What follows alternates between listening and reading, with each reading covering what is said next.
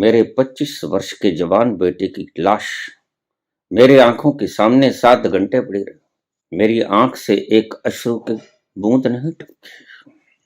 मैंने उसकी अमानत मैं तौहीन नहीं की, ख़यानत नहीं की। और अगर तुम्हारे साथ ऐसा बीत जाए तो तुम क्या करोगे? आशीष कुमार, तुम्हारे 25 वर्षीय जवान बेटे की लाश तुम्हारे सामने 7 घंटे पड़ी रहे और दुश्मनों ने उसे मार दिया हो। 30 फुट नहर के अंदर गहरी मैं गिर गया। आसपास बहुत से लोग तमाशा देख रहे थे। मैंने किसी से नहीं कहा मुझे बचा लो। प्रत्यक्षदर्शी आज भी हैं। ये रोहित वहीं खड़ा था, मेरा पुत्र वहीं खड़ा था, और बहुत से लोग थे। ठंडा पानी, 8 जनवरी की ठंडी रात, मृतवत में पड़ा हूं जमीन के ऊपर और सभी लोग देख रहे हैं। ये क्या हो गया? सभी के पांव तले जमीन खिसक गई। इस सारी जिंदा वारदात को आप रोहित से पूछ सकते हो। मेरा पुत्र भी गवाह था और भी बहुत से लोग गवाह थे। मैं 7 8 बार मृत्यु के मुख से ऐसे ही बचा हूं।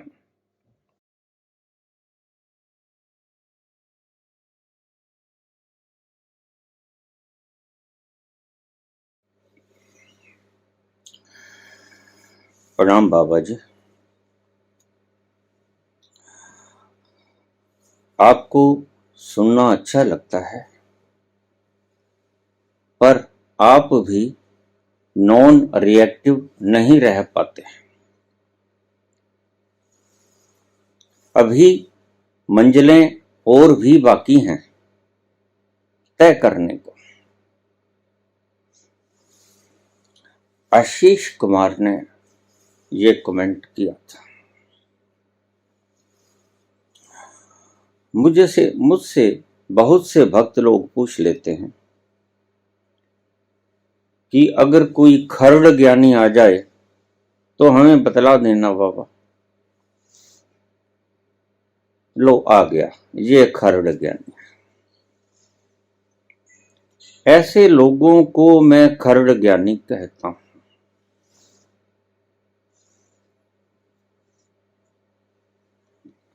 तो हमारे चैनल कंट्रोलर ने पूछा कि कृपया नॉन रिएक्टिवनेस की परिभाषा बतलाइए, ताकि हम बाबा से इस बात का जवाब ले सकें। प्रश्न करते बनता है और मैं जायज प्रश्नों के सभी के जवाब देता हूं।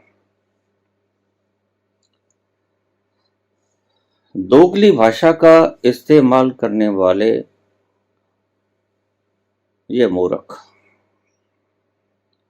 सत्य को जानने से पहले ही टिप्पणी कर देते हैं। आपको सुनना अच्छा लगता है, वही तुलसीदास का कहा कहूं छवि आपकी भले बने हो नाथ, पर तुलसी मस्तक तब में जब धनुषवान हो हाथ।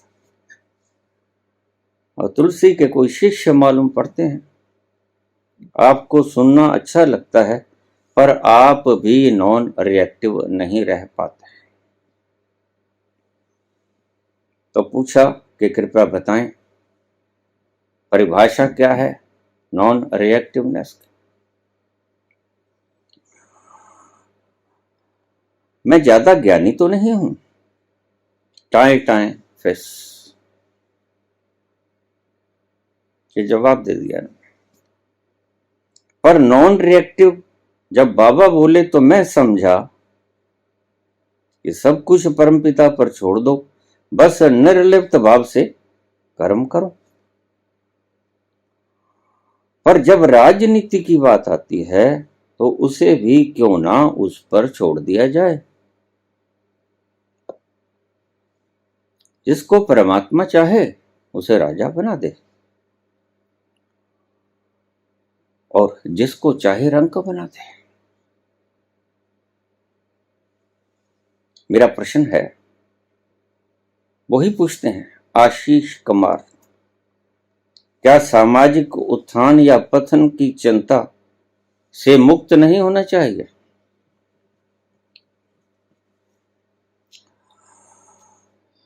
गहरी गांठें हैं, गोल गोल गहरी गांठें। और मैंने बहुत बार कहा है कि तुम तत्व को जानने से पहले कमेंट मत करो।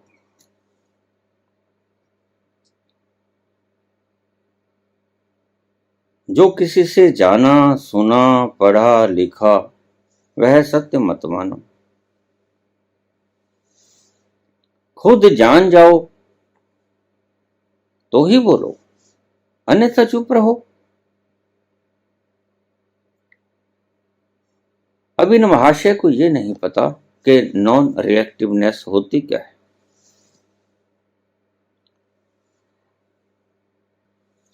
और यह प्रश्न आप सभी के काम का है। इन लोगों का उत्तर जानकर, कमेंट जानकर मैं एक निष्कर्ष पे पहुंच जाता हूं कि नॉन रिएक्टिवनेस का पूरी तरह से अभी आपको समझ नहीं आया। तो आइए नॉन रिएक्टिवनेस की मैं अच्छी तरह से परिभाषा कर दूं, खुलासा कर दूं।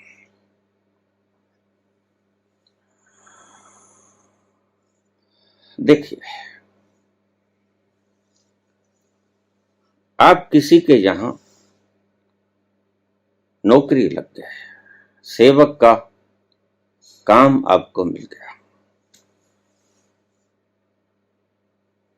ठीक। जब नौकरी लग गए, आप मालिक जैसा कहता है जाओ बैंक में जाके पैसे निकलवा लाओ, जमा करवाओ, ये फॉर्म भर दो, ये चिट्ठी लिख दो, वहां जाकर ये पूछ के आओ, उस व्यक्ति को बुला के लेके आओ, उस व्यक्ति का पता करो वो कहां है। तो तुम ये सब कामकाज करते हो कि नहीं करते हो? करते हो।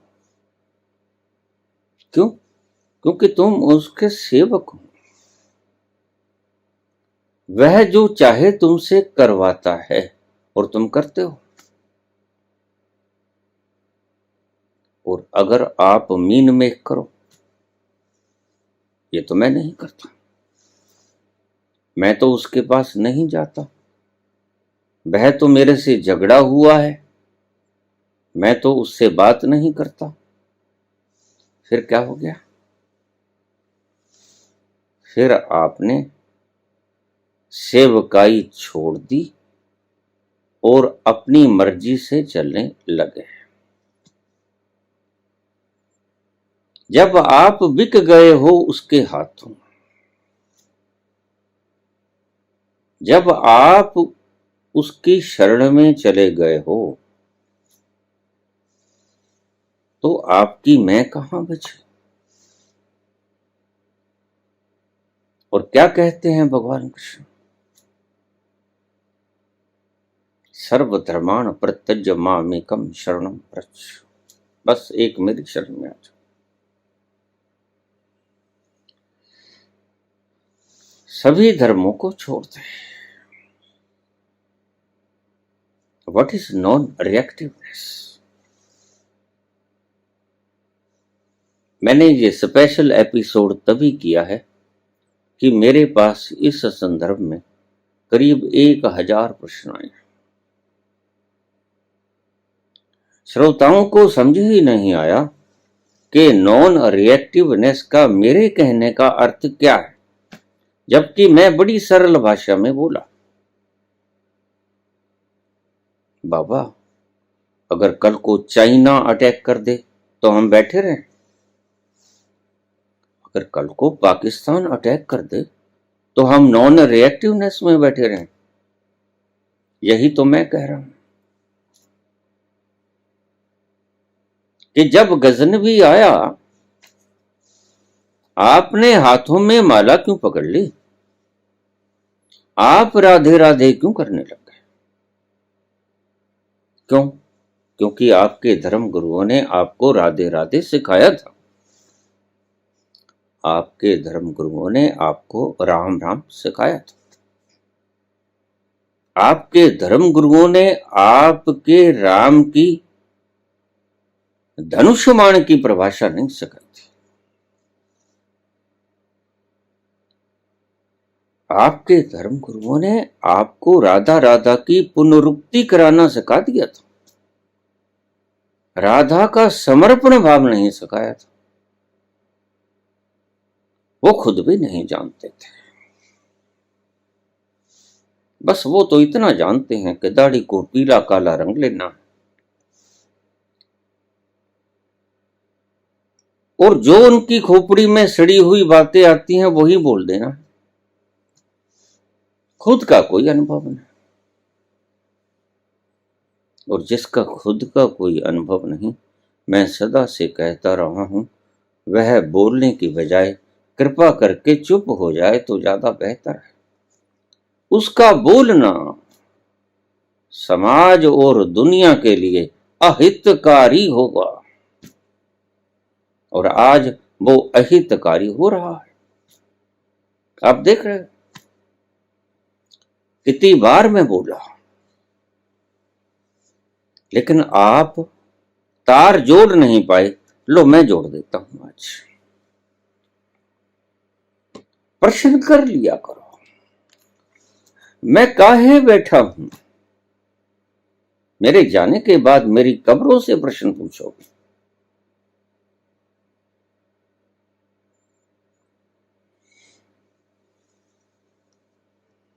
आपको ये तारें जोड़नी नहीं आई।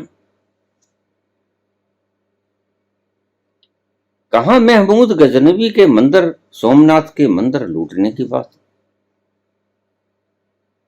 और कहां एकांत एक झोंपड़ी के भीतर राम राम राधे राधे करने की बात। मैं यही कहता हूं कि ना तो राधा का समर्पण हो पाया, ना ही कृष्ण का साहस हो पाया। आप बटे बटे रह गए, आप आधे अधूरे रह गए, ना समर्पण कर पाए, ना कृष्ण का साहस जुटा पाए, ना खुदा ही मिला, ना वसाले सनम, ना इधर के रहे ना उधर के रहे। तुम लुट गए, तुम्हारा सब कुछ लूट लिया गया, अकल तुम्हें फिर नहीं आई।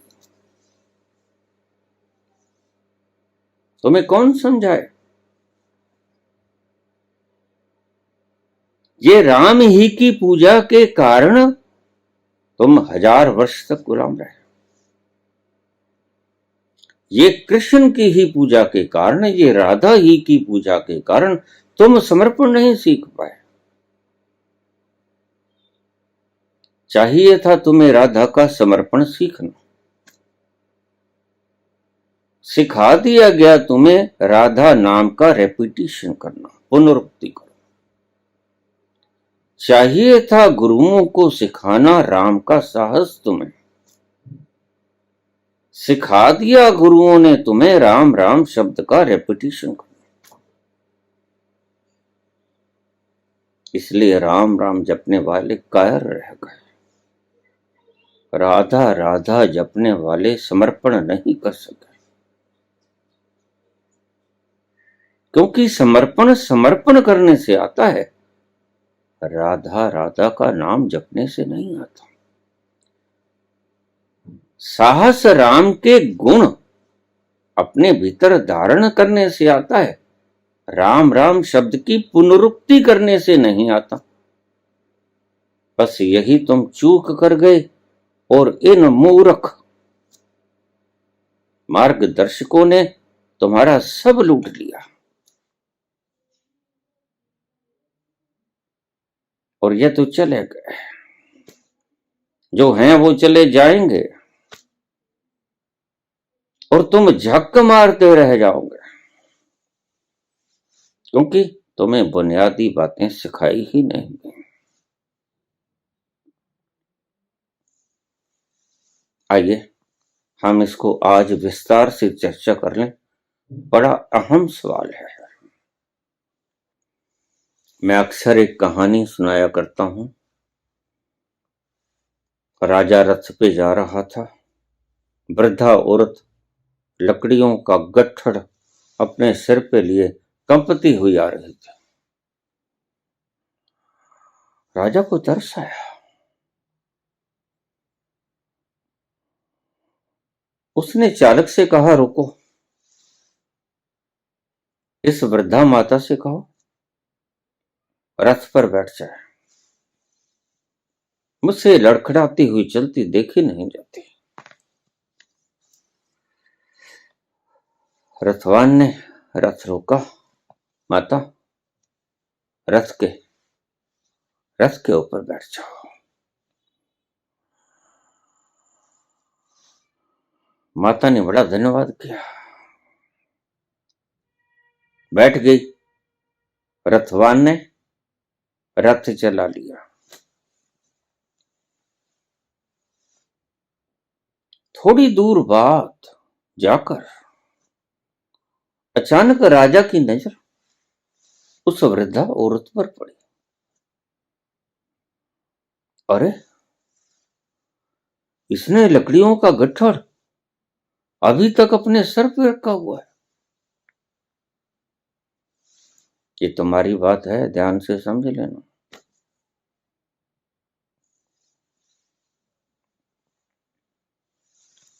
उसने कहा, माता, तू ये गट्ठर सिर पे को रखी बैठी?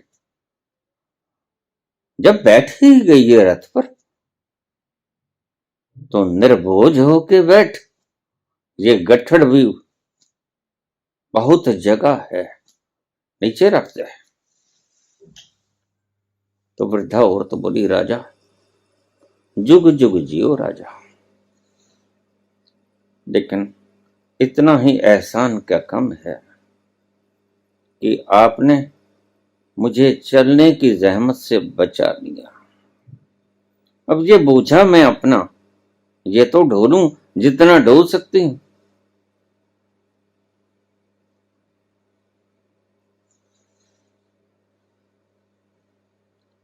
रथवान ने भी बात सुनी, माथा पीट लिया। इतनी बातों को तो रथवान भी जाना करते हैं। जब माता सारी की सारी बैठ गई तो लकड़ियों का बोझा तो रथ पर ही आ गया।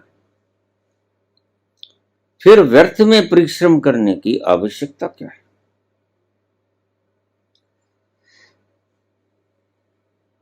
फिर लकड़ी का गट्ठा चाहे सिर पर रखो या रथ के ऊपर रख दो, सर से उतार के।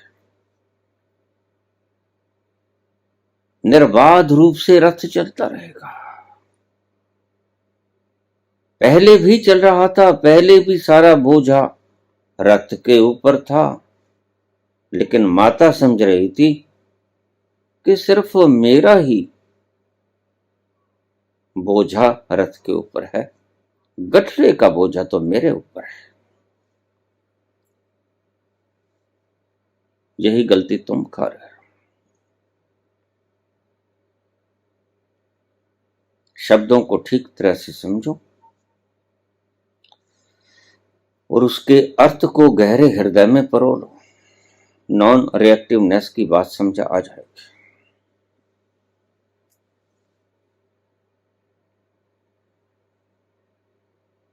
सब छोड़ दो,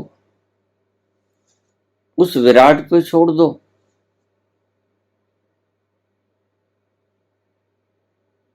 जो सुबह सूरज को उगाता है, सांझ ढले सूरज को छिपाता है। .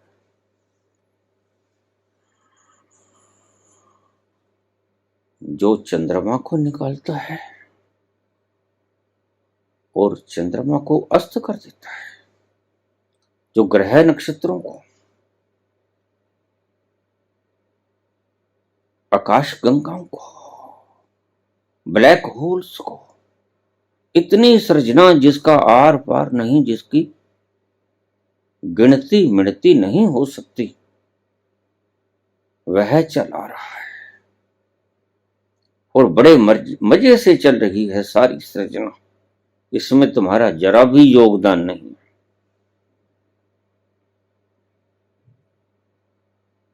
सृष्टि चल रही है, तुम्हें बिना पूछे, तुम्हें बिना बताए चल रही है और बड़े मजे से चल रही है। जरा भी तो भार नहीं है। बस तुम ऐसे ही खिलाड़ी हो जो अपना गट्ठड़ सिर के ऊपर रखे बैठे हो और कहते हो कि हमने परमात्मा के ऊपर समर्पण कर दिया है। जो परमात्मा को समर्पित हो जाएगा उसकी रातों की नींदें हराम नहीं होंगी। वह चिंतातुर नहीं होगा। चिंता की आग उसे जला नहीं सकेगी। रातों की नींदें उसकी खराब नहीं होंगी। जिसने अपना सारा बोझा उसके ऊपर डाल दिया। जो चाहे कर, ना कर। तू चाहे तो जेला, तू चाहे तो मार दे, फिर भी अगर वो मारना चाहे तो तुम कहां रोक पाते हो मृत्यु को? तुम्हें पता नहीं है। एक बात को गौर से समझ लेना, तुम हर वक्त परमात्मा से लड़ाई झगड़ा कर रहे हो। ये उम्रों को लंबा करने वाले लोग, मैं इसीलिए इन्हें मूर्ख कहता हूं। आप इनकी पूजा करते हो, मैं इन्हें मूढ़ कहता हूं। उम्र को लंबी करने का अर्थ परमात्मा से सीधा सीधा झगड़ा है।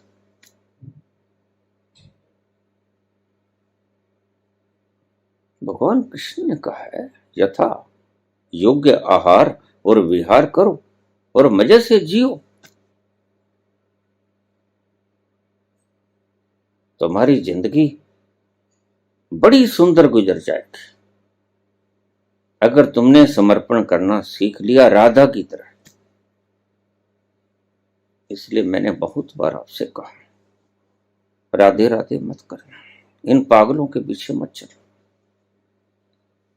ये खुद मूर्ख हैं, तुम्हें भी मूर्ख बना देंगे। सीखना है तो राधा के चरित्र से एक चीज सीखना, कहना तुम चले। हाँ राधा, मैं चला, मैं आऊंगा, फिर आऊंगा, लेकिन तुम्हें पता नहीं, राधा ने एक बार भी इंकार नहीं किया। सखियों ने इंकार किया, सखियां रथ के आगे लेट गईं, प्रतिरोध किया। राधा ने एक बार नहीं कहा। इसे ही समर्पण कहते हैं। राधा नहीं बोली कि कान्हा मत जाओ, मुझे छोड़कर मत जाओ, क्योंकि राधा बखूबी जानती है कि कृष्ण वो नहीं जो गोकुल से जा रहे हैं, कृष्ण वो जो राधा के हृदय में विराजमान है। और हृदय से कोई कैसे निकलेगा?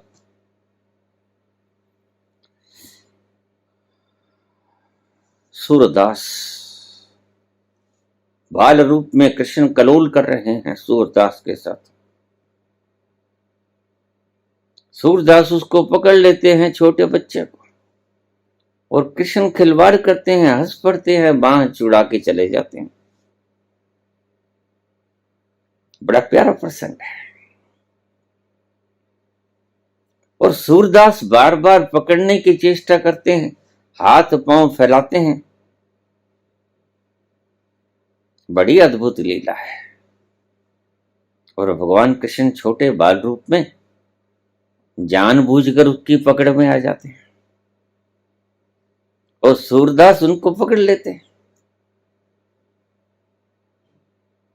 फिर बाल रूप के कृष्ण बाह छुड़ा के भाग जाते हैं और हंसने लगते हैं। इतनी प्यारी लीला को देखने के लिए सभी देवी देवता आसमान में थम जाते हैं।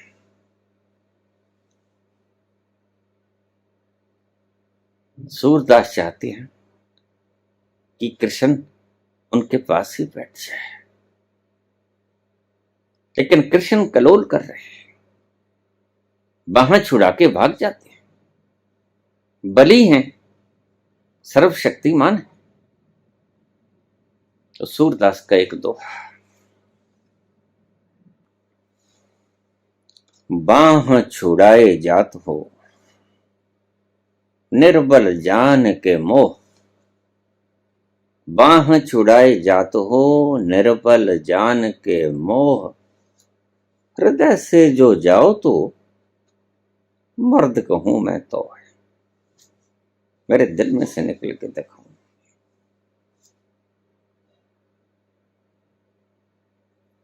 फिर मैं जानू, बाह छुड़ाए जात हो निर्बल जान के मोह, मुझे दिखता नहीं, लेकिन मर्द तो मैं तब जानू जब तुम मेरे हृदय में से निकल जाओ। यहां से छुड़ा के दिखाओ अपने आप को।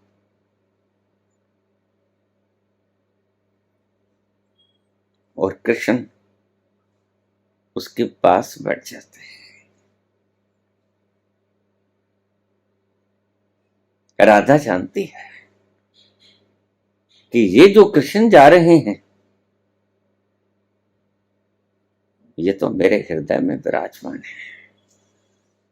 जिनको पता नहीं सखियों को, गोपियों को, वो रथ के आगे लेट जाती हैं और कहती हैं अक्रूर से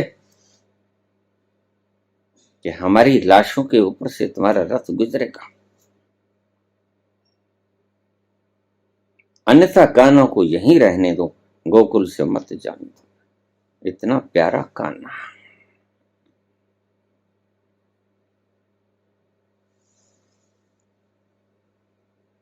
लेकिन राधा प्रतिरोध नहीं करती। राधा नहीं कहती कृष्ण मत जाओ। बस राधा पूछती है चले? कृष्ण कहते हैं हाँ राधा, मैं चला, मैं फिर आऊंगा। आना जाना काहे होता है, वो तो विराजमान है हृदय में। ना आते हैं ना जाते हैं, और ये कृष्ण भी जानते हैं और ये राधा भी जानती है।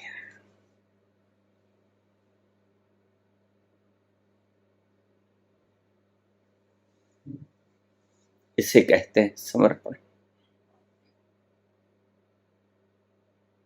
काश तुम राधा का समर्पण सीख गए होते। पथरीले हृदय लिए इस चाम की जुबान से राधे राधे का उच्चारण करने की बजाय राधा का समर्पण सीख गए होते। आज तो हृदय भी तुम्हारा पत्थर के समकक्ष हो गया है, पत्थर के समान कठोर हो गया है। और अगर राधा का समर्पण तुम सीख गए होते तो ये हृदय बड़ा द्रवित हो जाता। प्यार की गर्माहट इसे पिघला देती। राधे राधे करने वालों,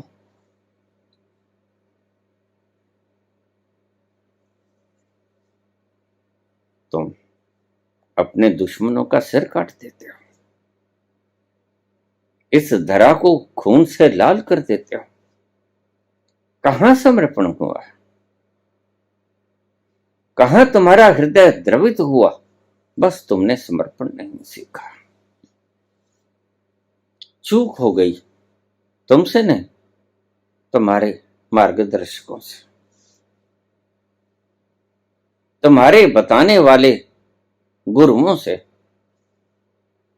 तुम्हारे कथा कथित संतों से।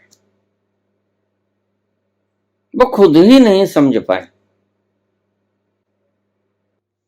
फिर ऐसे भगत तो मैं जब प्रश्नों का जवाब दूंगा उसे भी नॉन रिएक्टिवनेस का उल्लंघन ही मानेंगे, क्योंकि मैं कुछ ना कुछ तो बोलूंगा और उसे आप रिएक्शन गिनोगे, तो नॉन रिएक्टिवनेस का उल्लंघन हो गया। बुनियादी बात को आप समझे नहीं। कोशिश बड़ी की कि आप समझ जाओ, लेकिन आप कुछ पूर्व मान्यताओं को खोपड़ी में भरे मुझको सुन गए होंगे और मेरी बात आपके हृदय के अंतःस्थल तक पहुंच नहीं पाई होगी। बस यही कारण है और कोई कारण नहीं हो सकता।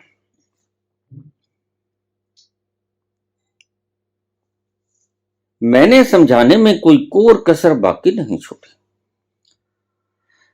क्या है नॉन रिएक्टिवनेस? अब गौर से सुन लेना।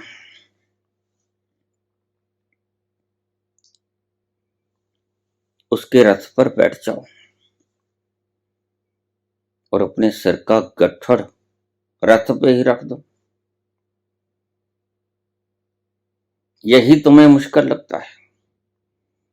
रथ पर बैठ तो जाते हो, लेकिन सिर का गट्ठड़ कहां रख पाते हो? सिर का गट्ठड़ तुम सिर पे ही रखते हो, उस वृद्धा की तरह। इसलिए मैंने कहा ये कहानी उस वृद्धा की नहीं, ये कहानी तुम सबकी है। क्योंकि जब परिणाम आता है तो तुम कहते हो ये अच्छा नहीं किया परमात्मा, ये तो बहुत अच्छा किया। ये आपके वक्तव्य बताते हैं कि आपने सिर का गट्ठड़ रथ के ऊपर रखा नहीं था। अब इन बातों को गौर से समझ लेना। जिस दिन आप कर्ता बनना छोड़ दोगे, जिस दिन आप उसके रथ पे सवार हो जाओगे पूरी तरह से, उस दिन आपका कर्ता होने का भाव मिट जाएगा। और जिस दिन आपके कर्ता होने का भाव मिट जाएगा, उस दिन आपका भोक्ता होने का भी शेष दायित्व नहीं बचेगा। न तुम करोगे न तुम भोगोगे। कर्म परिधि पर होते रहेंगे, भोग भी परिधि पर आते रहेंगे, और तुम केंद्र के भीतर बैठे आनंद का मजा चख रहे होगे। बात गहरी बहुत है, समझ में न भी आए तो बार बार सुनना। कर्म परिधि पर होते रहेंगे, सफियर पे। आपने एक गोला देखा, सर्कल, सर्कल के भीतर एक केंद्र होता है और उस केंद्र के ऊपर हम प्रकार का एक सिरा रखकर एक गोला खींच देते हैं। उस गोले को कहते हैं परिधि। और जहां पर प्रकार का दूसरा भाग रखा गया जो सटिल है, जो हिलता नहीं, उसे कहते हैं केंद्र। और जो हिलता है, जो चारों दिशाओं में जाता है, पेंसिल, उसे कहते हैं परिधि। तो उस सर्कल के ऊपर सारी घटनाएं घटती रहेंगी और आप केंद्र के ऊपर अवस्थित हुए उन सभी घटनाओं को साक्षी बंद कर देखते रहोगे, कोई प्रतिरोध नहीं करोगे। यह है नॉन रिएक्टिवनेस। फिर समझ लो। फिर लोग मुझे कह देते हैं, बाबा आप एक ही बात को 5-5 बार बोल देते हो। मैं कहता हूं 5 बार बोलने के बाद भी आप समझ जाओ तो मैं खुशकिस्मत हूं और आप भी भाग्यशाली हो। देखो फिर प्रश्न आ गया। गांठ खुली नहीं ये इस बात को दर्शाती है कि बात आपके भीतर उतरी नहीं। और बात आपके भीतर उतरी क्यों नहीं? क्योंकि आपने ठीक से सुना नहीं। वो जो कूड़ा कचरा भर रखा है खोपड़ी में, मेरी बात उसको चीर कर भीतर नहीं जा पाई, क्योंकि वो आपने कस के पकड़ रखा था कचरा। कोई किसी पाखंडानंद से सीख के आ गया, कोई किसी दुखी आनंद को सुन के आ गया, कोई किसी को सुन के आ गया, वो आपकी खोपड़ी में भरा हुआ है। उसको हटाओ, थोड़ा रास्ता दो मेरे शब्दों को, तो भीतर उतर पाए। लेकिन आप भरे भरे खोपड़ी से मुझे सुनते हो तो भीतर क्या खाक जाएगा। इसलिए मैं रोज कहता हूं खाली हो जाओ, अपने जीवन की नैया की पतवार उसके हाथों में सौंप दो। वो जो करे ठीक, वो जो भुगतवाए ठीक। अब यहां झगड़ा होता है, मुझे पता है। आप कहां भागते हो? आप यहां भागते हो कि करूं तो मैं जो मर्जी, वो तो वो करवाता है। और फिर करते हो कर्म कर्ता भाव से। और जब कर्ता भाव से काम करोगे तो भोगता भी तो आप बनोगे। और भुगतना आप चाहते नहीं। बस यही झगड़ा है सारे संसार का। मुझे रोज कमेंट्स आते हैं, बाबा मेरी छोटी बच्ची बीमार है, मेरा बेटा बीमार है, मैं खुद बीमार रहता हूं, रहती हूं, मेरा पति बीमार है, मुझे ये सदमा लग गया, मुझे वो सदमा लग गया, मुझे वो सदमा लग गया। ये किस बात का परिचायक है कि अभी तुम हो। इस शब्द को ठीक से समझ लेना। तुम्हारा बच्चा बीमार, बच्ची बीमार, शादी नहीं हो रही, शादी हो गई, तलाक हो गया, तुम दुखी हो, तुम सुखी हो, तुम बूढ़े हो गए, तुम्हारा शरीर दुखता है, तुम्हारा शरीर कंपता है, तुम रोगी हो। इसका बेस क्या है कि तुम अभी हो। जिस दिन तुम ना रहे, तुमने अपने नाव की पतवार उस वृहद के हाथ में सौंप दी। फिर वो सुख में ले जाए तो भी ठीक, वह दुख में ले जाए तो भी ठीक, वह पुण्य करवाए तो भी ठीक, वह पाप करवाए तो भी ठीक। अब यहां तुम्हें समझ नहीं आएगी।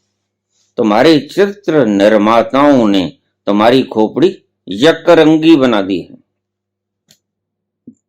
हर तरफ नहीं देख सकती, बस एक तरफ ही देख पाती है।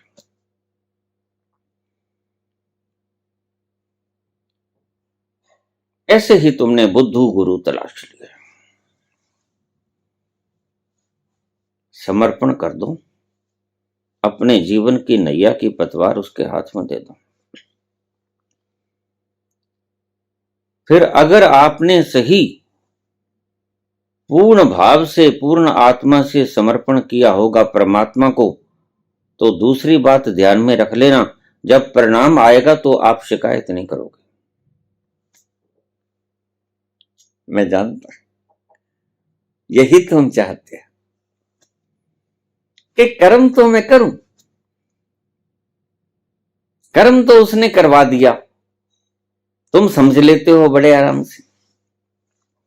लेकिन वो कर्म दुख लेके आया, वो नहीं पचा पाते, फिर तुम शिकायत करते हो। नहीं, तुम गलती में हो, कर्म ही तुमने किया, इसीलिए परिणाम तुम्हारे ऊपर आया, अन्यथा उसकी कर्म व्यवस्था में किसी प्रकार की त्रुटि नहीं होती। अगर तुमने कर्म अकर्ता भाव से किया होता तो परिणाम भी अकर्ता भाव में ही आता। तुम कर्ता भाव से कर्म करते हो, इसलिए भोक्ता भाव से भुगतना भी पड़ता है। अगर कर्ता वो है, तुमने उसके ऊपर सौंप दिया, समर्पित कर दिया, तो परिणाम भी वो भोगेगा। इसे कहते हैं नॉन रिएक्टिवनेस। अब इसकी थोड़ी सी उदाहरण देता हूं तुम्हें, क्योंकि तुम बिना कहानियों के, परियों की, चिड़ियों की, कौओं की कहानियों के बिना तुम समझ ही नहीं पाते।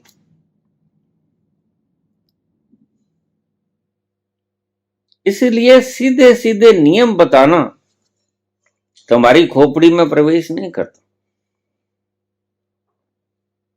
तुम्हें बच्चों की तरह कहानियों के द्वारा समझाना पड़ता है।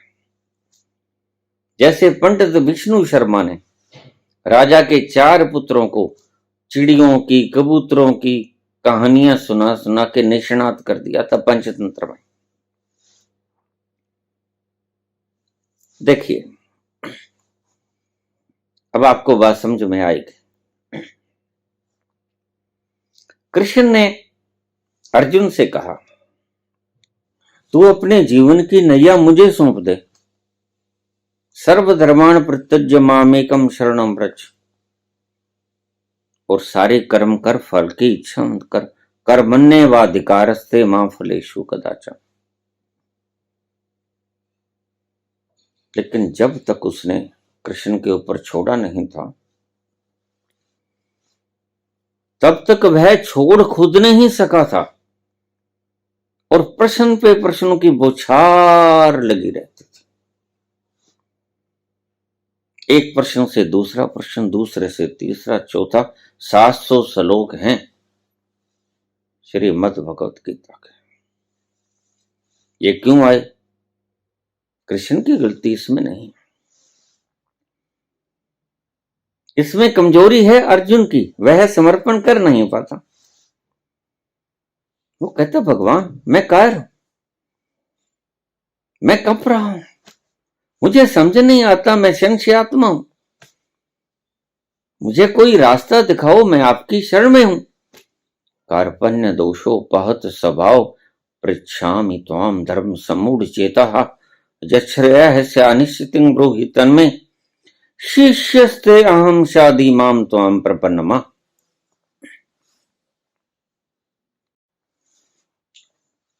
पहली बात, जब तक 100% उसके ऊपर छोड़कर आप कर्म नहीं करते, तब तक आपका संपूर्ण पूर्ण नहीं है। आपका समर्पण अधूरा है, और अधूरा समर्पण समर्पण नहीं होता, क्योंकि आप उबलते नहीं। 100 डिग्री पे ही पानी वाष्प बनता है। 50 डिग्री पर तो आप बेरड़े रहते हो। यह बेरड़ों का सवाल है जो आपने किया है।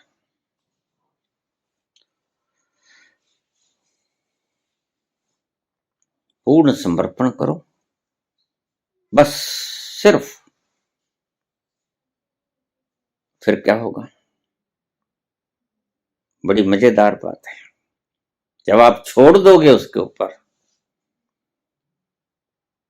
तो फिर आलसी होकर घर पलंग के ऊपर लेट नहीं जाओगे। जब पतवार उसके हाथ में दे दी, तो वह नाव को वहीं खड़े नहीं रखेगा। वह नाव को चलाएगा, लेकिन तुम्हारी मर्जी से नहीं चलाएगा। वह नाव को अपनी मर्जी से चलाएगा, जैसा चलाना चाहेगा।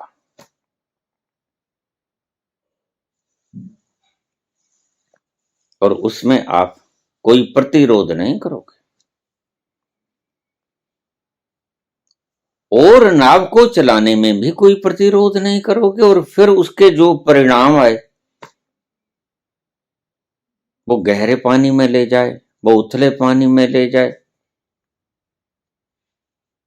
वो समुद्र में ऐसी जगह ले जाए जहां आपको डर लगे, वो समुद्र में ऐसी जगह ले जाए जहां आपको दुर्गंध आए, वो ऐसी जगह ले जाए जहां आपको पीड़ा हो, दुख हो, रोग हो, तकलीफ हो, चिंता हो, वो कहीं भी ले जाए, आप शिकायत नहीं करोगे।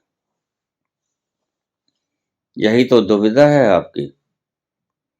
हमारी पंजाबी में एक कहावत है, उठ्या आप तो ना जावे, फिट्टे मुंह गोड्यां दे। उठा तो तुमसे नहीं जाता और अपने घुटनों को कहते हैं फिटे मुंह। शर्म आनी चाहिए तुम्हें। उठा तुमसे नहीं जाता, समर्पण तुम नहीं कर पाते, शिकायत तुम कर देते हो। बड़े निष्णात हो शिकायत करने में। ये नहीं देखते कि भगवान कृष्ण ने ये कहा है सिर्फ कर्म कर। वो तो भूल गए, समर्पण तो आपने किया ना। समर्पण आपने किया नहीं, कर्म आपने अपने हिसाब से किया, लेकिन फल अपने हिसाब से मांगते हो। ये दोगली पुलिसी कैसी चलेगी भाई?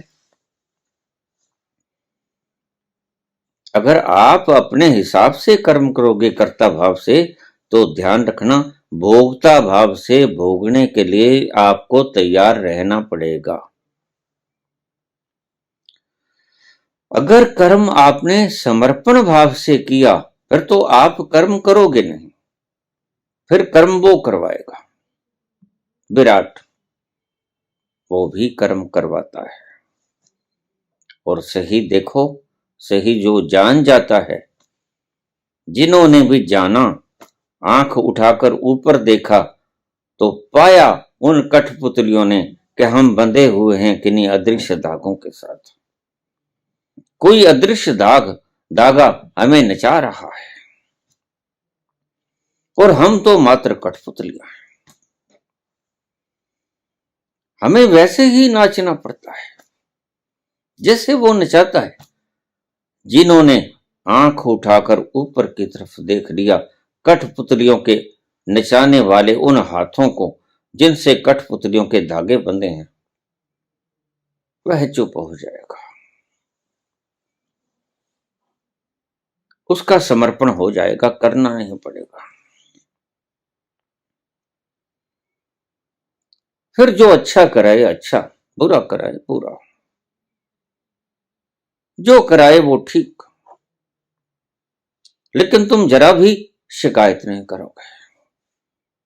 तुम नहीं कहोगे मैं दुखी क्यों। शिकवे शिकायत सब खत्म हो जाते हैं।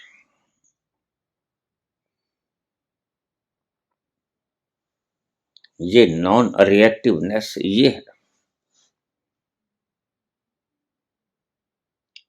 कि तुम सब कुछ अपने नाव की पतवार उसके हाथ में सौंप दो।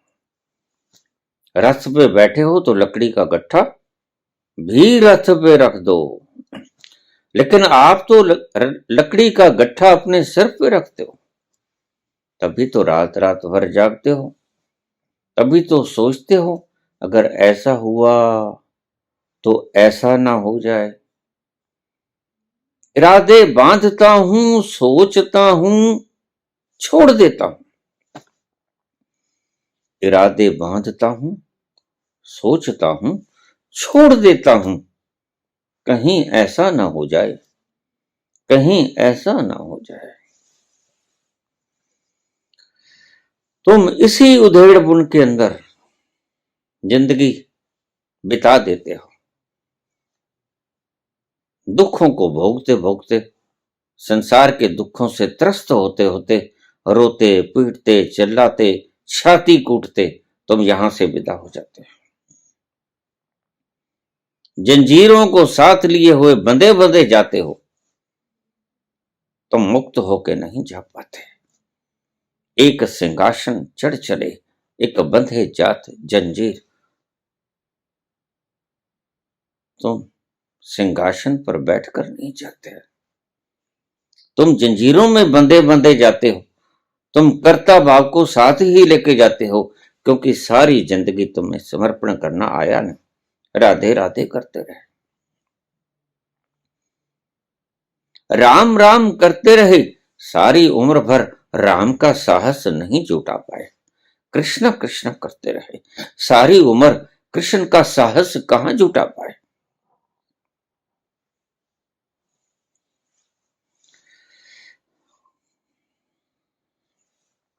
कृष्ण अर्जुन से कहते हैं मुझ पे छोड़ दे,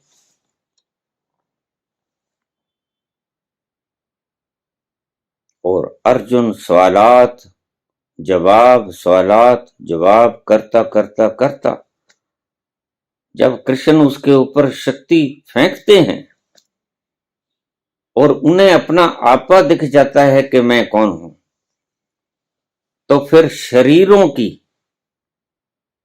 महत्ता मिट जाती है। जिसको अपना आपा दिख जाता है कि मैं शरीर नहीं हूं, मैं मन नहीं हूं, उसका यह भ्रम भी मिट जाता है कि भीष्म पितामह शरीर है, द्रोणाचार्य शरीर है, दुर्योधन शरीर है, कृपाचार्य शरीर है, कर्ण शरीर है, ये भ्रम भी मिट जाता है। और ऐसा ही हुआ, अर्जुन का यह भ्रम मिट गया। लेकिन मिटा कब? अपने भीतर जानकर अपने आप को, यह होता है सच्चा ज्ञान। तुम दिमागी ज्ञान से बात करते हो, तुम गीता को रट कर बात करते हो, इसलिए तुम कच्चे खिलाड़ी रह जाते हो। तो फिर कोई गजन भी आता है, तुम्हें लूट के चला जाता है और तुम राधे राधे करते रहते हो, तुम कृष्ण कृष्ण करते रहते हो। ना तो तुम राम का साहस, कृष्ण का साहस पैदा कर पाए, ना तुम उसके ऊपर विश्वास कर पाए, ना खुदा ही मिला, ना बसाले सनम, ना इधर के रहे ना उधर के रहे। आखिर में अर्जुन छोड़ देते हैं कृष्ण के ऊपर और फिर पूछते हैं भगवान, नष्टो मोहा समृद्धिर्लब्धा, मेरा मोह नष्ट हो गया। आई वॉज इन इल्यूजन, मैं भ्रम में था। अब मुझे याद आया, मैं भूला भूला भटक रहा था। अब मुझे याद आया कि मैं कौन हूं, मुझे याद आया कि मैं शरीर नहीं हूं। मैं अब तक अपने आप को शरीर समझ रहा था, इसलिए भीष्म पितामह को, द्रोणाचार्य को, दुर्योधन को, कृपाचार्य को, कर्ण को, इन सबको शरीर ही समझ रहा था। अब जब से मैंने अपना आपा देखा आपकी कृपा से भगवान, तब से मुझे समझ आ गया, मुझे याद आया मैं कौन हूं। मैं भूल गया था भगवान। अब मुझे आदेश करो कि मैं क्या करूं। मोह नष्ट हो गया, जब तक नहीं हुआ मैं सवालात करता रहा, आप जवाब देते रहे। अब मुझे याद आया, नष्टो मोह समृद्धिर्लब्धा। अब मुझे आदेश करे, मैं क्या करूं। और कृष्ण कहते, धनुष उठा ले अर्जुन, जिस गांडीव को फेंका था उसको उठा ले और इनको वाणों से वेध दे। और अर्जुन वैसा ही करते हैं। अब किसका आदेश? भगवान का आदेश। क्यों? क्योंकि अर्जुन ने समर्पण कर दिया। और फिर जिसका आदेश वो ही भोगेगा ना, जो करवाएगा वो ही भोगेगा ना। बिल्कुल, अर्जुन तो वैसे ही करता गया जैसे कृष्ण कहते गए। अब वो उसके हाथ की कठपुतली बन गया और परिणाम क्या हुआ आप सुनकर चौंक जाओगे।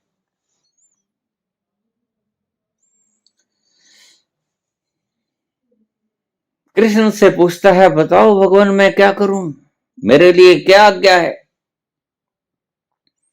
कृष्ण कहते, शस्त्र उठा ले, इनको बेंध दे, इनको मार दे। और अर्जुन ने वही किया। आदेश किसने दिया? कृष्ण ने। करवाया किसने? कृष्ण ने। किया किसने? किया अर्जुन ने। लेकिन क्या अर्जुन को फल भोगना पड़ा?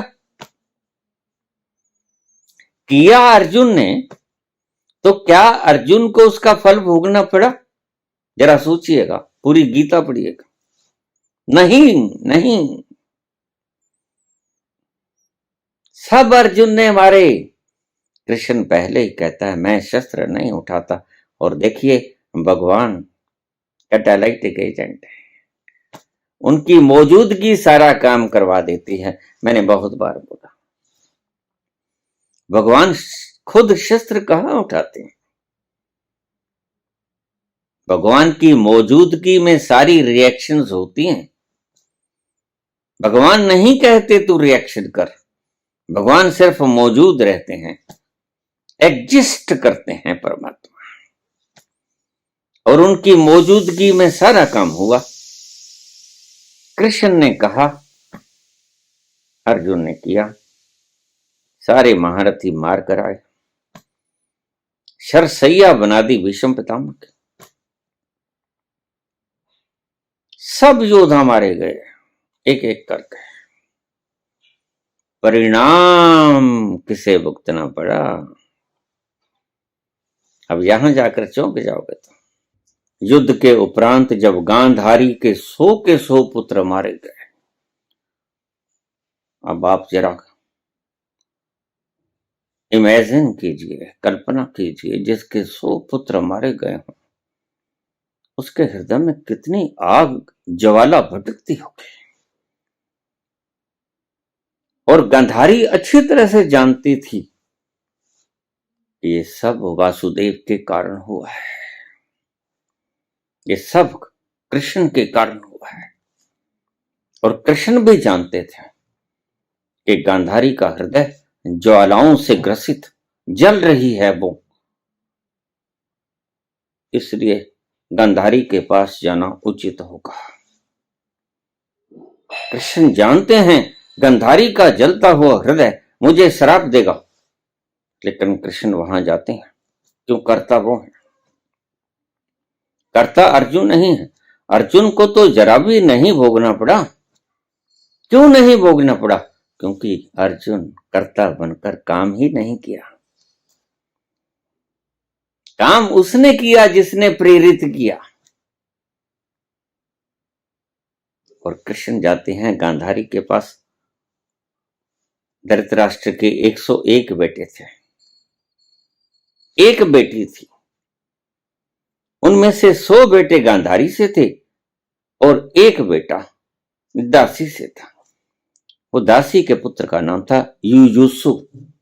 युयुत्सु युद्ध शुरू होने से पहले कौरवों का खेमा छोड़कर पांडवों के खेमे में आ गया था, वो बच गया,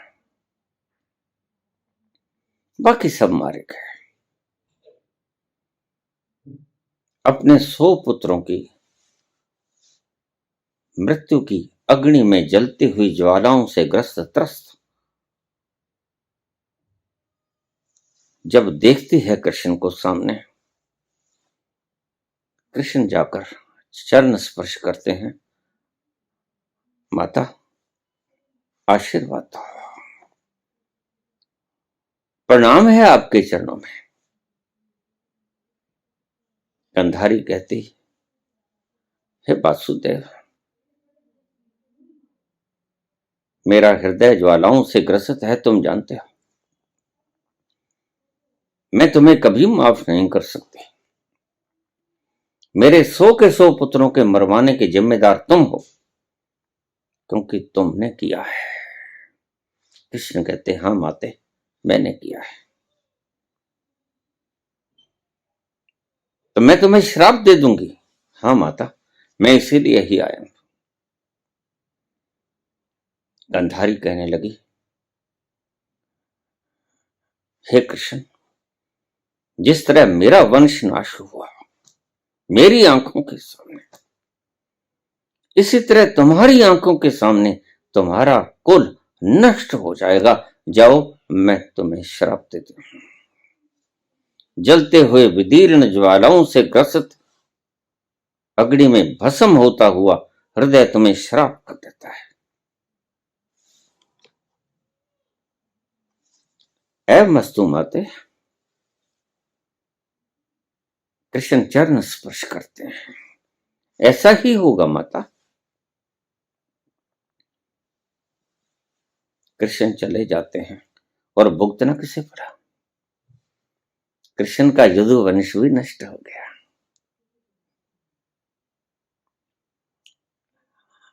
अर्जुन के एक उंगली के भीतर भी चोट का निशान नहीं हुआ।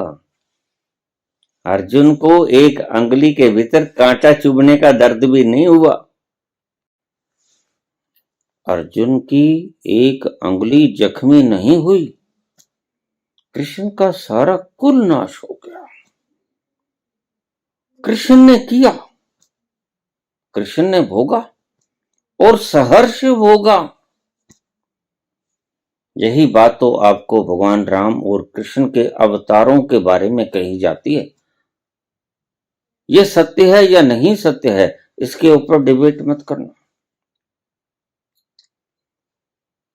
क्योंकि जब व्यक्ति पहुंच ही गया तो अगला जन्म लेगा क्यों? तो राम कृष्ण के अवतार नहीं थे। ये कहानी सिर्फ एक गढ़ दी गई आपको समझाने के लिए। तीर मारा राम ने और कृष्ण के रूप में आके भोगा। उस जरा नाम के बहेलिये ने गलती से मछली की आंख समझकर, वो था पदम, शब्द भेदी बाण चला दिया और वह उसके शरीर के पार चला गया, विष बुझा बाण, और कृष्ण की मृत्यु हो गई। धोखे से मारा बाली को, राम रूप में, कृष्ण रूप में धोखे से मरे कृष्ण, जरा उसी बाली के द्वारा। ये एक कर्म व्यवस्था की परंपरा को समझाने का एक ढंग था। भोगा कृष्ण ने, अर्जुन ने कुछ नहीं किया। बस यही तात्पर्य है नॉन रिएक्टिवनेस का। इसे ऐसे मापदंड पे कस लेना, अगर तुम दुखी हो तो तुम्हारे ही कर्मों का परिणाम है, तुमने ही किया है। अगर तुमने नहीं किया तो तुम भोगोगे भी नहीं। अगर भगवान ने करवाया है, तुम उसके रथ पर बैठ गए और तुमने छोड़ दिया सब कुछ, तो वह खुद ही भोगेगा, वह खुद ही करवाएगा, उसकी आप फिक्र मत लेना। और जैसे ही आप अंदर जाओगे, अर्जुन भी अपने भीतर जाकर ही स्वयं को देख पाया था। आप आदेशों को बड़ी अच्छी तरह से सुन पाओगे। बहुत से लोग पूछ लेते हैं, बाबा मन की आवाज और आत्मा की आवाज को पहचाने कैसे? भाई आप भीतर तो जाओ। अब यहां बैठे बैठे आप थ्योरेटिकल बातें पूछते रहते हो, प्रैक्टिकल आप करते नहीं। मैं तुम्हें कहता हूं कि आप प्रैक्टिकल खुद करो ना। आप उतरो उस जंक्चर पर जाके, जिसकी मैं सदैव ही बात करता हूं। तुम थ्योरेटिकल बातों को बघारते रहते हो।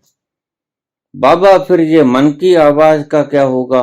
फिर हमें पता कैसे चलेगा ये आत्मा की आवाज है, ये प्रभु का संदेश है कि ऐसा करो? भाई तुम उतरो तो। खोपड़ी में बैठे बैठे प्रश्न करते रहोगे? उतरो, जब भीतर उतरोगे तो मन विलुप्त हो जाएगा। एक ही आवाज रह जाएगी और वो होगी भगवान की आवाज, परमात्मा की आवाज, आत्मा की आवाज। भीतर उतरो तो फिर तुम समझ पाओगे, फिर मुझे पूछने की आवश्यकता नहीं पड़ेगी। जैसे ही तुम भीतर उतरे, आवाज एक रह जाती है, दूसरी आवाज खो जाती है। कौन सी आवाज खो जाती है? तुम्हारे मन की आवाज खो जाती है। वह कुछ दूर तक तुम्हारा पीछा करती है, लेकिन जब आपने सारी शक्ति को अपने भीतर कछुए की तरह उतारना शुरू कर दिया, तो दूसरी वो नकली आवाज खो जाती है। बस एक ही आवाज या आदेश वो रह जाता है। वो प्रभु का आदेश है, ऐसा करो, ऐसा मत करो।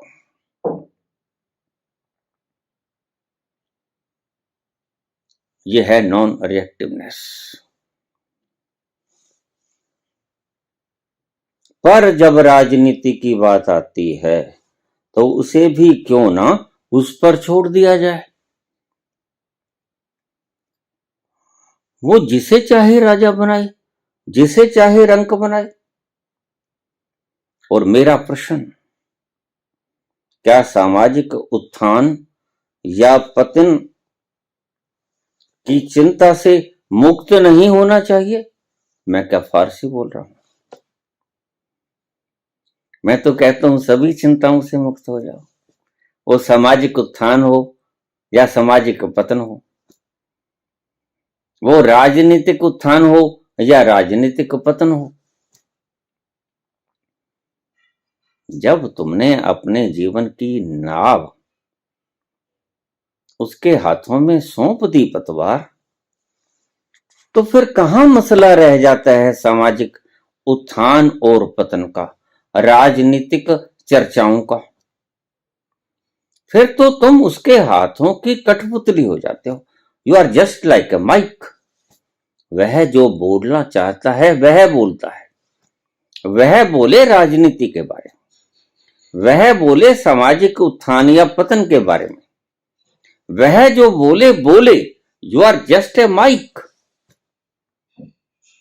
और अगर तुमने उसे बोलने से रोक दिया, तो तुम माइक नहीं हो, तुम निमित्त नहीं हो, फिर तुम करता हो।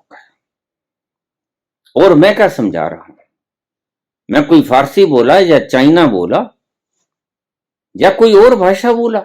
यही तो भाषा मैं बोल रहा हूं। तुम्हारी खोपड़ी संधि विच्छेद कर देती है। क्यों? राजनीति पे मैं नहीं बोल सकता, कृष्ण राजनीति पे नहीं बोले, राम राजनीति पे नहीं बोले, राम राज नहीं किए, कृष्ण राज नहीं किए, मैं क्यों नहीं बोल सकता?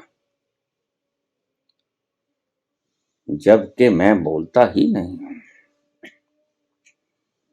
वह प्रभु बोले, राजनीति पे बोले, सामाजिक उत्थान पतन पर बोले।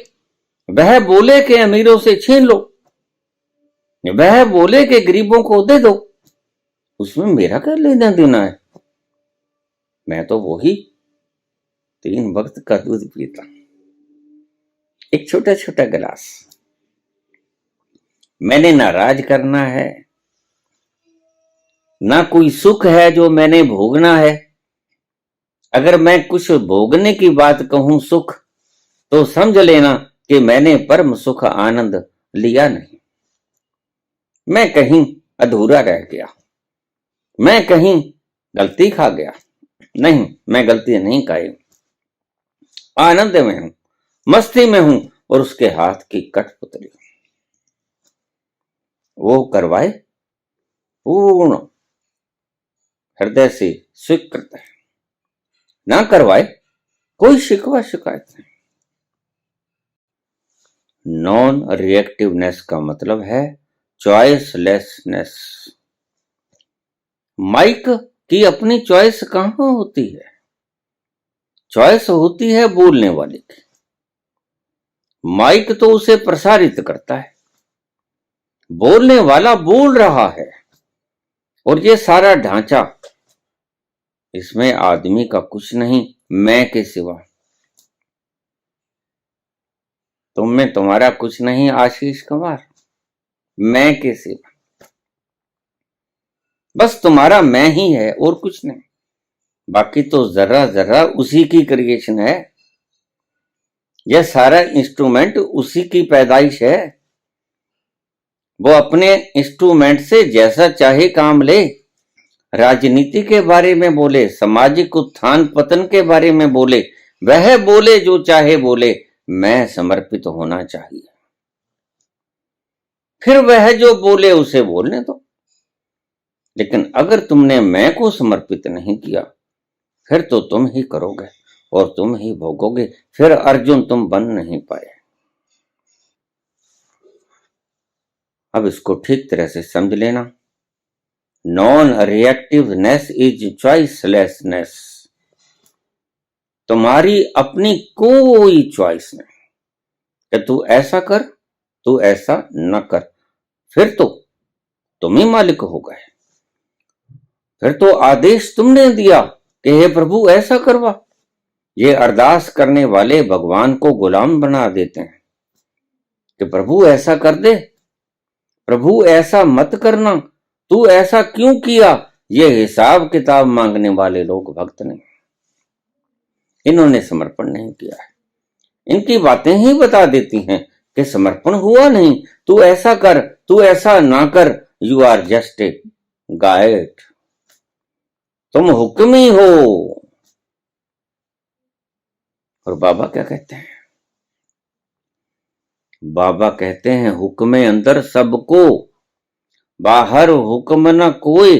बाबा ने जब ऊपर झांक के देखा कि मैं तो कठपुतली हूं उसके हाथ की और वो वृद्ध हाथ हमें नचा रहे हैं, तो बाबा कहते हैं हुक्मे अंदर सबको, बाहर हुक्म न कोई।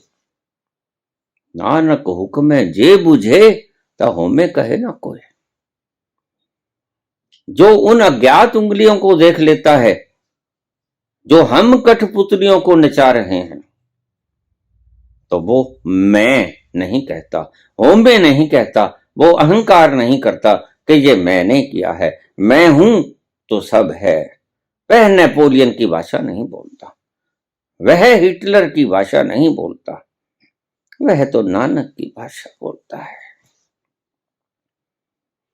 ठाकुर तुम शरणाई आयो। वह परमात्मा को गाइड नहीं करता, फिर परमात्मा जो करता है। समर्पण यहीं से पता चलता है। मैंने एक शब्द बार बार बोला है, किसी संत को परखना हो तो उसके शब्दों से मत परखना, उसके जीवन में घटी हुई घटनाओं से परखना। तो आपको पता चल जाएगा कि इसके बोलने में और इसकी वास्तविकता में कितना सामंजस्य है। मैं तुमसे पूछता हूं आशीष कुमार, क्योंकि सवाल तुमने पूछा है और मेरे चैनल कंट्रोलर ने तुमसे पूछा और तुमने प्रश्न किया। मैं तुमसे पूछता हूं, मेरे जीवन की घटनाओं को तुमने कभी देखा? किस चीज की कमी है मेरे पास?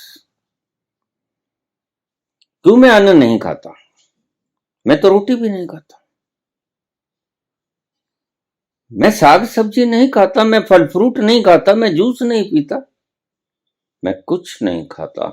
मैं एक गिलास दूध 3 बार दिन में लेता हूं। क्यों लेता हूं? वह ऐसा चाहता है, ये जीवन उसके सुपुर्द है।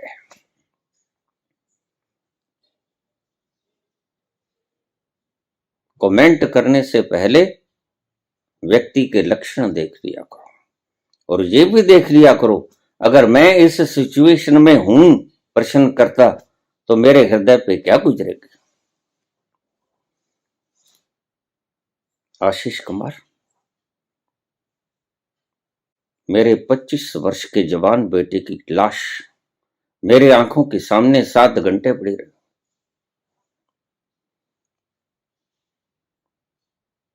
मेरी आंख से एक अश्रु की बूंद नहीं टपकी।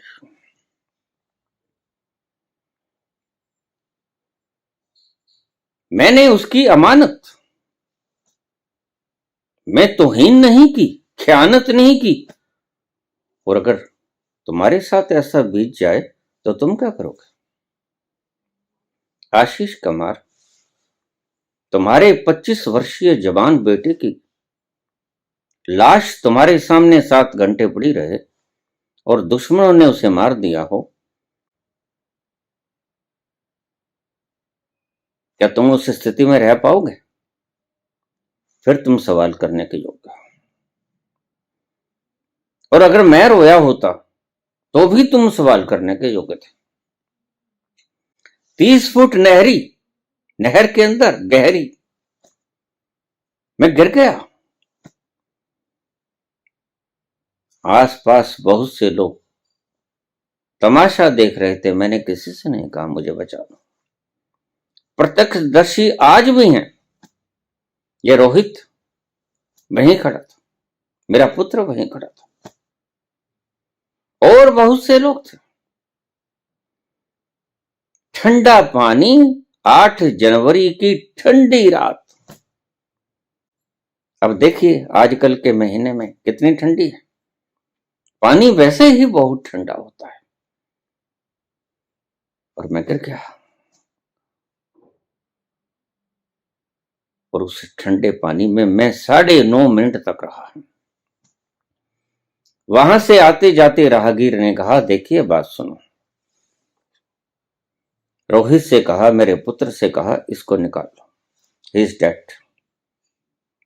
उनको हिसाब होता है, कोई बुलबुले निकलने बंद हो जाते हैं तो वो समझ जाते हैं कि यह मर चुका है। उन्होंने कहा, फिर यहां मगरमच्छ वगैरह भी हैं, तुम्हें लाश नहीं मिलेगी, तुम अभी से ढूंढ लो, इसके भीतर उतर जाओ और तुम हाथ पांव मार के, कुछ दिख नहीं रहा था, मैं सारे का सारा पानी के भीतर था, इसको निकाल लो। पास खड़े हुए गार्ड की पगड़ी थी। बच्चों ने पगड़ी मांगी, ये पगड़ी दे दो, इसके सहारे हम अंदर उतर जाएंगे और तलाश कर लेंगे हाथ पांव मारकर, शायद हमारे हाथ में आ जाए। मर तो चुका है। उनका रोज का तजर्बा है। जिन जमींदारों ने मुझे देखा था और वह पानी के भीतर था, मेरा सिर का एक बाल भी बाहर नहीं दिख रहा था, पता नहीं मैं कहां गया था कहां नहीं गया था। तो वह देख के बोला, देखिए बात यह है, अब तो ढूंढने से शायद मिल भी जाए, बाद में तुम्हें लाश नहीं मिलेगी, मुशक्कत करनी पड़ेगी। तो उसने पगड़ी देने से मना किया। पगड़ी की कीमत आदमी की जिंदगी से ज्यादा होती है, जबकि बाबा नानक ने पगड़ी आदमी की जीवन बचाने के लिए दी थी। लेकिन हम चीजों के अर्थ गलत लगा लेते हैं। उस पुलिस वाले ने पगड़ी देने से इनकार कर दिया। लेकिन मैं फिर कहता हूं, मैंने आज बोलना था। कोई व्यक्ति भागता हुआ आया, उसके हाथ में रस्सी थी और रस्सी दे दी बच्चों को, ये ले, इस रस्सी के सहारे निकालो, एक आदमी भीतर उतर जाए और बाकी सभी पकड़े रखें जोर से। और वह बच्चा भीतर उतरा, उसने हाथ पांव मारा, कुदरतन मेरा ये मोढ़ा कंधा उसके हाथ में आ गया, ग्रिप में आ गया। उसने वो ग्रिप में लेकर मेरा सारा शरीर सबने निकाल लिया, यकमुश्त सबने जोर लगा के निकाल लिया। अब सारा शरीर पानी से भरा हुआ था। कोई मुझको लिटाया नहीं गया, कोई बच्चों को पता ही नहीं था, कोई उल्टा नहीं लिटाया गया कि पेट में जो पानी भरा वो निकल जाए। मृतवत मैं पड़ा हूं जमीन के ऊपर और सभी लोग देख रहे हैं, ये क्या हो गया। सभी के पांव तले जमीन खिसक गई। इस सारी जिंदा वारदात को आप रोहित से पूछ सकते हो, मेरा पुत्र भी गवाह था। और भी बहुत से लोग गवाते, लेकिन अचानक मेरी सांस चलने लगी, हृदय धड़कने लगा, आंखें खुल गई। वहां खड़ा कोई व्यक्ति ऐसा नहीं जिसके हाथ आसमान की तरफ न उठे हों। हे परमपिता परमात्मा, हे परवर्तिकार, तेरी माया अपरंपार है। तू मृत व्यक्ति के भीतर जान फूंक देता है। कितनी देर तक ये मरा पड़ा रहा? बस यही उसके हाथ में है, यही कमाल है। मैं 8 बार 7 8 बार मृत्यु के मुख से ऐसे ही बचा। अब मुझे लोग कहते हैं बाबा तुझे मार देंगे। मैंने कहा मैं बहुत पहले मर चुका बच्चा, आ जाओ, स्वागतम। मैंने तब भी चटपटाहट नहीं की, मैंने तब भी आवाज नहीं दी, अरे कोई है, अरे मुझे निकाल लो, मैं तो गया। मैंने ऐसी कोई आवाज नहीं निकाली। तो कृष्ण ठीक कहते हैं, लक्षण पहचानो। सिर्फ शब्दों पे यकीन मत करो, उसके जीवन की घटी हुई घटनाओं से लक्षणों का पता करो। क्यों? मैं स्वादिष्ट भोजन नहीं कर सकता? कोई कमी है? सब कुछ खा सकता हूं, लेकिन उसके हुक्म में रहने वाला अगर दूध पिलाकर मुझे जिंदा रखेगा तो उसकी मौज, खाना खिला के मुझे जिंदा रखेगा तो भी उसकी मौज। मेरी अपनी कोई चॉइस नहीं। मेरा श्वास रोक देगा तो उसकी मौज, मेरी श्वास चलाता रहेगा तो उसकी मौज। ये होती है नॉन रिएक्टिवनेस। तुम्हारा कोई प्रिय तुम्हें अचानक छोड़ जाए, अगर तुम चॉइसलेस हो, तुम अपने भीतर उतरे हुए हो, तुमने अपने जीवन की नैया उसके हाथ में पतवार दे दी, तो बाहर के लक्षण बता देंगे कि व्यक्ति कितना पहुंचा हुआ है। और अगर इन्हीं चीजों से नहीं पता चलेगा तो और तुम्हारे पास क्या पैमाने क्या हैं, ये बताओ। यही तो पैमाने होते हैं, और यही भगवान कृष्ण ने पैमाने बताए हैं। अमानित्वम दंभित्वम हिंसा क्षांति राजवम आचार्योपासनम शौचम स्थैर्यम आत्म विनिग्रह। स्थिरता, अपने आप का दर्शन जिसने कर लिया, जिसके पास बैठ के सुगंधी आए, जिसके पास बैठकर खुशी आए, जिसके पास बैठकर समय का पता ना लगे। समय तीत हो जाता है सब कुछ, हवाएं ठहर जाती हैं, फिजाओं में एक अजीब तरह की मस्ती छा जाती है। यही तो लक्षण है ऐसे व्यक्ति के।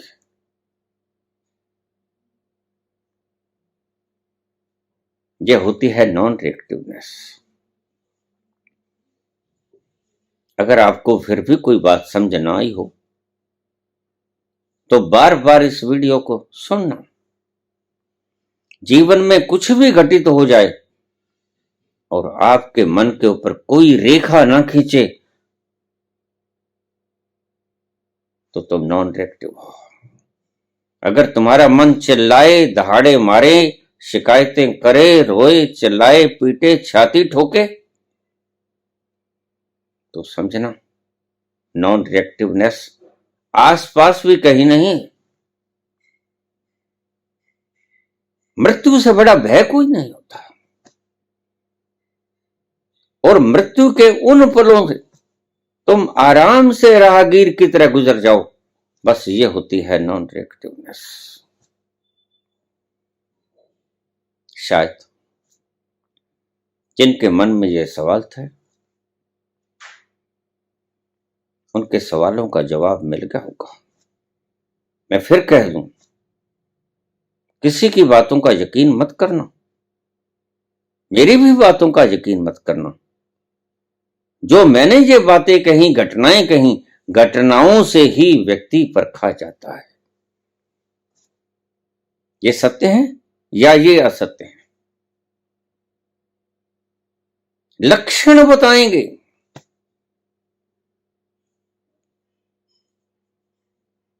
पहुंचा हुआ व्यक्ति अगर अभी भी द्रव्य को इकट्ठा कर रहा है, वह का खाक पहुंचा होगा। भीतर से शांति नहीं आ रही है, तभी तो चंदन का पीला काला लेप करते हो। अगर भीतर से शांति का उद्गम स्रोत खुला होता तो काहे त्रिपुंड जचाते, काहे श्रृंगार करते, ये मेकअप क्यों? क्या भगवान ने जो मूर्ति बना दी that is not sufficient for you? वो पर्याप्त नहीं है तुम्हारे लिए? ये जो तुम अलग से श्रृंगार करते हो, ये किस बात की सूचना है?